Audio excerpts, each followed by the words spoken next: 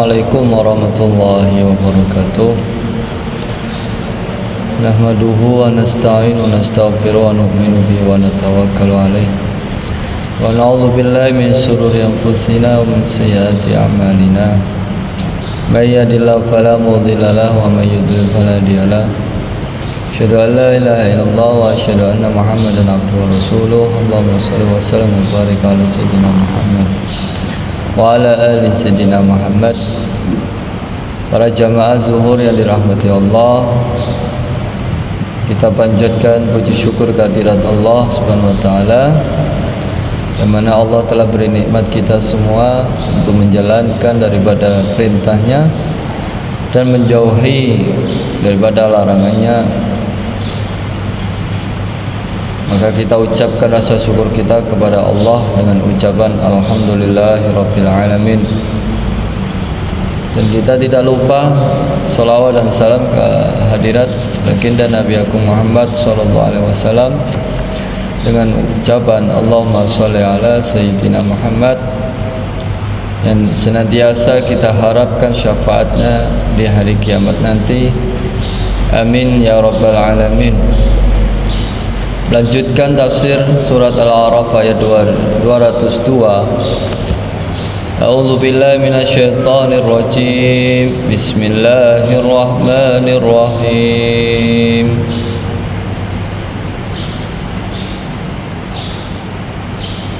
Wa ikhwanuhum yamuddunahum fil ghayyi thumma la yuqsirun. Wa idza lam tatihim bi ayah qalu lawla jatabaita qul innama attabi'u ma yuha ilayya min rabbi hadza basairu min rabbikum wa hudan wa rahmatun liqaumin yu'minun.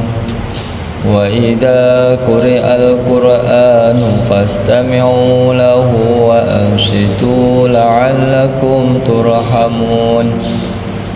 Bismillahirrahmanirrahim. Wa ikhwanuhum, dan teman-teman mereka, ay ikhwani syayatin minal kufar, teman-teman mereka para setan, yaitu yamuddunahum, yang membantu setan-setan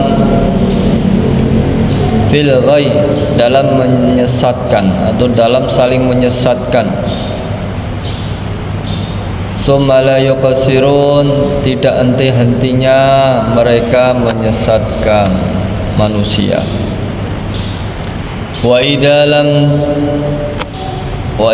lam, dan apabila kamu tidak ta'tihim, wa idza lam ta'tihim, dan apabila kamu tidak membawa suatu ayat, ta'tihim membawa bi ayatin, dengan suatu ayat. Qalu, berkata sapa mereka orang-orang kafir dan orang fasik, laula ijtabaitaha, mengapa kamu tidak buat sendiri ayat itu. Qul, katakanlah wahai Muhammad, innama attabi'u ma yuha, sesungguhnya kami atau saya Muhammad, sesungguhnya saya ini mengikuti wahyu, mengikuti Allah yang diwahyukan olehku, min Rabbi, dari Tuhanku. Hadza basairu, Al-Quran inilah adalah bukti-bukti yang nyata, min Rabbikum, dari Tuhanmu, wa huda wa rahmah, dan petunjuk dan rahmat, liqaumi yu'minun, bagi orang-orang yang beriman. Wa idza quri'a, dan apabila dibacakan apa Al-Quran, fastami'u, maka perdengarkanlah olehmu, fastami'u lahu, maka perdengarkanlah olehmu, Wa ansitu, dan perhatikanlah dengan tenang, la'allakum turhamun, agar kamu termasuk orang yang mendapatkan rahmat. Shadaqallahul azim. Bismillahirrahmanirrahim. Ayat ini menerangkan bahwa teman-teman setan itu yaitu mereka orang-orang kafir dan orang-orang fasik yang selalu membantu pekerjaan setan. Pekerjaannya apa? Pekerjaannya yakni untuk menyesatkan fil ghaib. Ya. Pekerjaannya adalah untuk menyesatkan. Maka selamat bagi mereka orang-orang yang bertakwa kepada Allah Subhanahu wa ta'ala. Karena orang yang bertakwa akan mengetahui sisi buruknya mereka.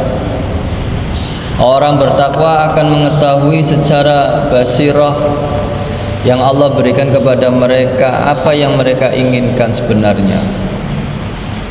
Maka dia akan menjauhi kepada mereka, terhadap mereka, ya karena sudah tahu, karena Allah sudah memberitahu dalam basirahnya, sudah diberi naluri, ya.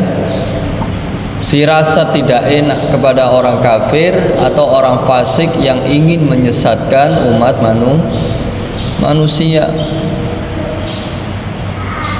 Ya, sebagaimana kita kalau kita didatangi orang yang tidak kenal misalnya,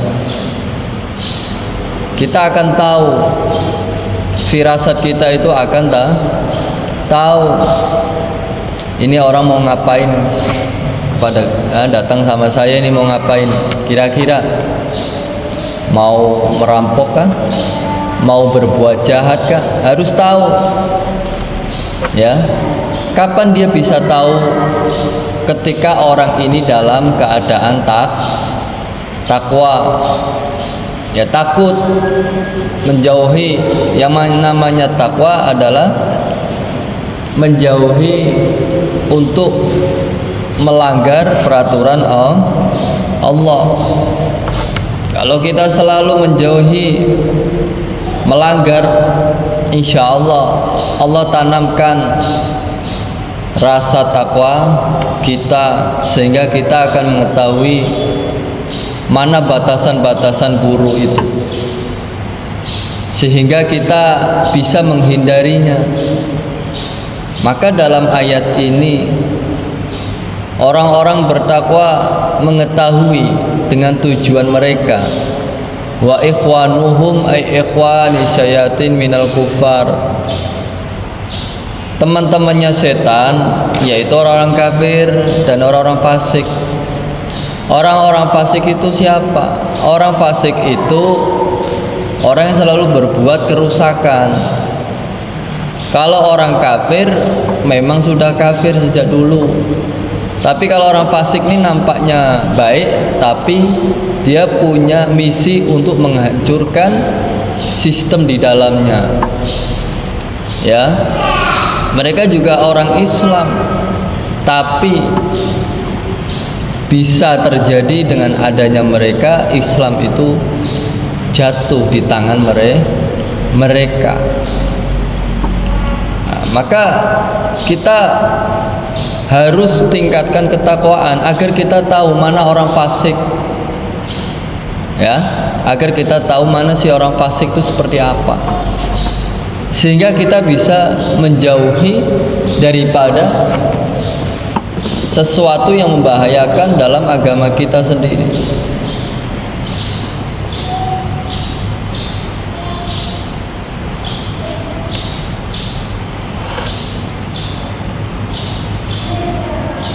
Orang fasik ya udah jelas dia itu membantu, ya, sifatnya itu membantu setan dari kalangan jin, ya, yang menyesatkan, sifatnya itu menyesatkan. Orang mau berbuat baik dicegah. Ya, ndak usah baik, percuma, akhirnya kamu kecewa, dia juga nggak pernah balas kamu. Gitu, gawainya menghasut, mendengki. Nah,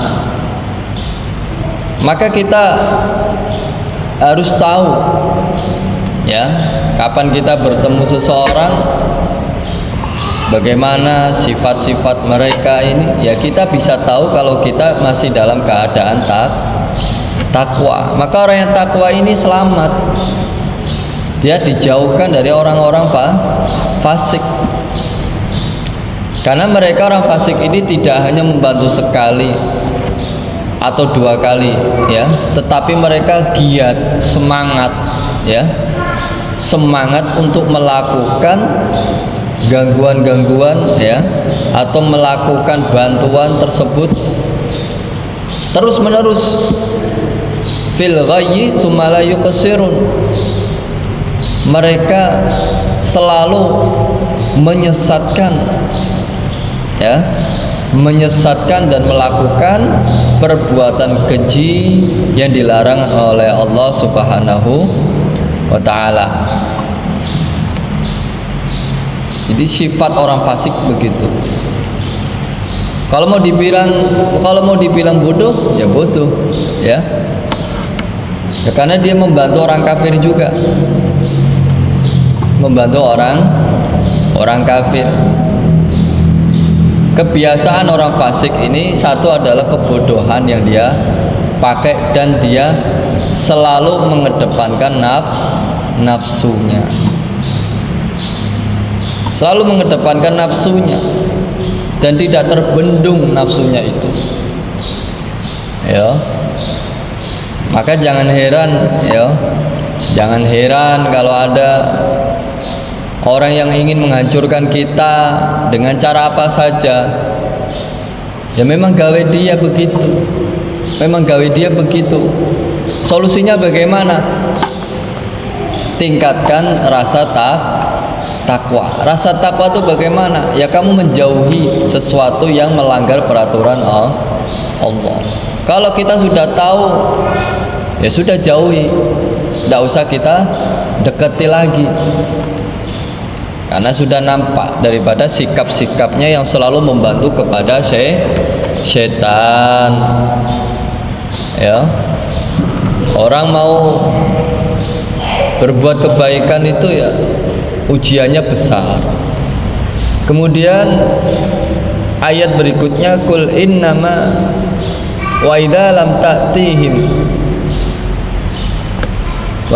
ta'tihim bi ayah qalu laulastabaita, jika engkau Muhammad tidak membacakan satu surat kepada mereka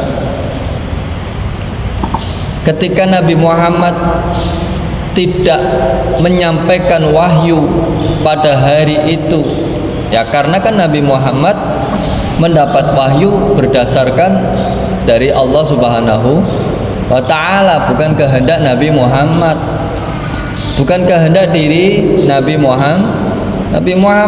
Muhammad menunggu wahyu akan datang itu kapan.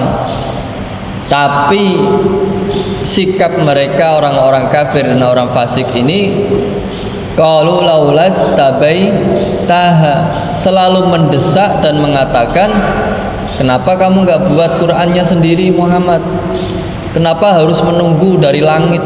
Kenapa kamu nggak ngambil saja dari langit? Kan lebih cepat. Kenapa harus menunggu? Maka Nabi Muhammad diperintahkan oleh Allah balas jawaban mereka, balas pertanyaan mereka. Kul innama attabi'u ma yuha ilayya min rabbi. Orang-orang kafir, orang fasik, saya ini dapat wahyu bukan dari saya, melainkan saya dapat wahyu dari Allah, dan saya attabi'u, saya mengikuti saja. Gak mungkin saya mau maksa kepada Allah, ya Allah turunkan wahyu, saya butuh wahyu sekarang. Kan lucu, ya, karena Allah menurunkan wahyu sesuai dengan keadaannya, sesuai dengan maslahatnya. Cuma kan bukan kehendak Nabi Nah, pahamnya orang kafir, pahamnya orang fasik, seolah-olah Quran ini dibuat diri Nabi Muhammad, sehingga mereka mendesak, selalu mendesak. Dan Nabi Muhammad mengatakan kepada mereka, hadza basair, inilah ayat-ayat Allah yang nyata dari Tuhan-Tuhanmu sekalian. Wa huda wa rahmah, wa huda wa rahmah, dan Quran yang memberi petunjuk dan memberi kepada rahmat bagi siapa? Bagi orang yang beriman. Nah, orang kafir dan orang fasik bagaimana mau dapat petunjuk, bagaimana mau dapat rahmat, sedangkan dia tidak mengharapkan keimanannya. Maka di sini kita pelajari orang yang bisa mengamalkan dalam Al-Quran apa yang dikehendaki Al-Quran, maka dia ini orang-orang sebenarnya orang beriman. Ya, sebenarnya dia itu orang yang beriman.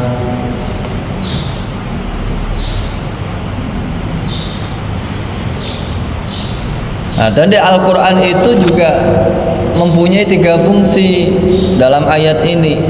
Ya, dalam ayat ini fungsi pertama yakni apa? Bukti ayat yang nyata dari Allah Subhanahu wa ta'ala untuk menunjukkan keesaannya. Ini bukti pertama. Ya, bukti pertama bahwa Al-Quran ini adalah bukti kenyataan dari Allah untuk menunjukkan keesaannya dan kenabian Muhammad dan hari kiamat.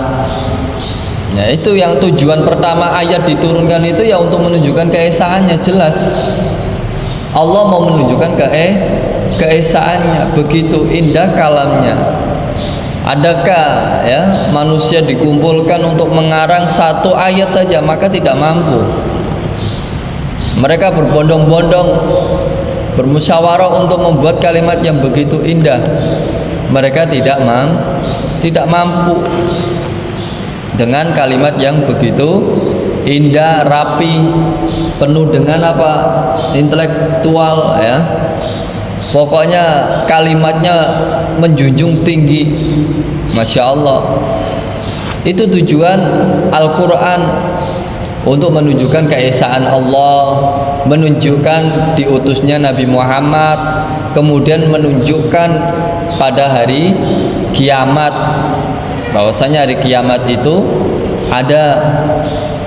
Maka siapa yang memperhatikan dan merenungkan isi Al-Quran tentu akan yakin bahwa Al-Quran itu dari Allah.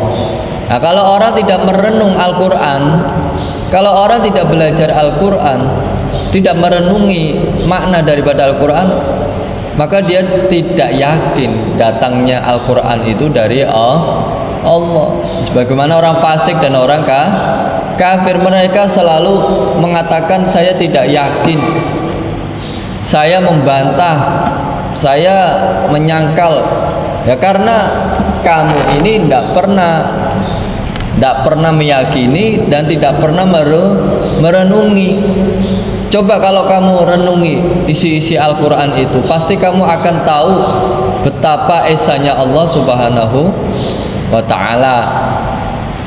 Yang kedua, tujuan Al-Quran diturunkan ke dunia adalah untuk petunjuk, hudan, untuk petunjuk atau pedoman, membimbing manusia dalam mencari kebenaran dan kepada jalan yang lurus. Nah, ini tujuan Al-Quran. Tujuan Al-Quran ini menjadikan orang yang bodoh atau orang yang jahil kepada kebenaran, dari kegelapan kepada cahaya. Itu tujuan Al-Quran yang kedua diturunkan ke dunia. Yang ketiga, tujuan Al-Quran diturunkan ke dunia adalah rahmat dalam kehidupan manusia. Dalam taklim, jika rumah tidak dibaca Al-Quran, maka rumah ini seperti rumah kosong walaupun ada penghuninya. Begitu juga jika manusia tidak membaca Al-Quran, maka dia hati dan pikirannya kosong walaupun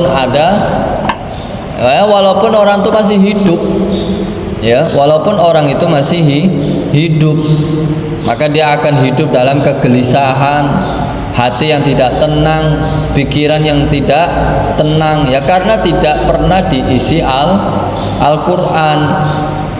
Karena Al-Quran sudah menjanjikan jika dibacakan Al-Quran maka diturunkan rahmat.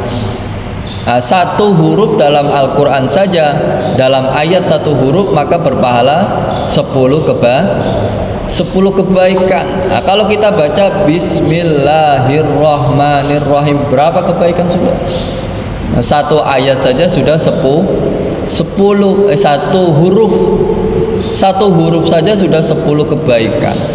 2 huruf 20 kebaikan. 3 huruf 30 kebaikan.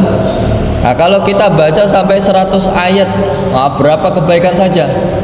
Nah, maka itulah patut bahwa Al-Quran ini adalah sesuatu yang untuk menarik rahmat Allah dalam kehidupan manusia. Maka sekarang manusia banyak yang tersesat, yang benar disalahkan, yang salah dibenarkan. Nah, sekarang sudah zamannya, ya, sudah zamannya. Karena itu kosongnya hati dalam Al-Quran. Yang salah nampaknya benar, yang benar nampaknya salah, keliru.